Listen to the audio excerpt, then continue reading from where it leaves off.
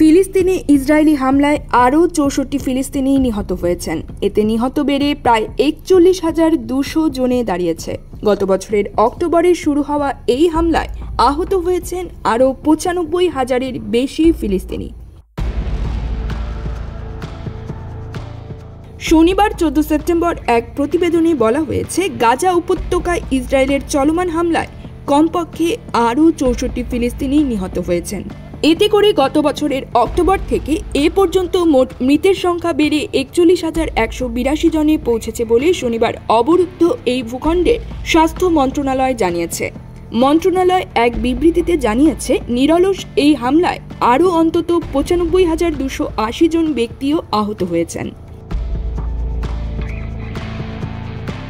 মন্ত্রণালয় বলেছে, গত ৪৮ ঘণ্টায় ইসরায়েলি বাহিনীর অব্যাহত আগ্রাসনে ৬৪ জন নিহত এবং আরও ১৫৫ জন আহত হয়েছেন।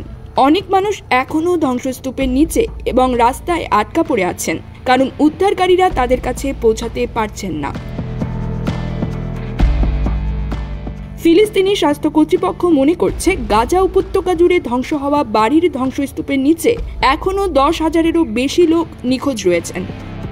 মূলত গাজায় অবিলম্বে যুদ্ধবিরতির দাবি জানিয়ে জাতিসংঘের নিরাপত্তা পরিষদের প্রস্তাব সত্ত্বেও ইসরায়েল অবরুদ্ধ এই ভূখণ্ডে তার নৃশংস আক্রমণ অব্যাহত রেখেছে। News desk, focus TV.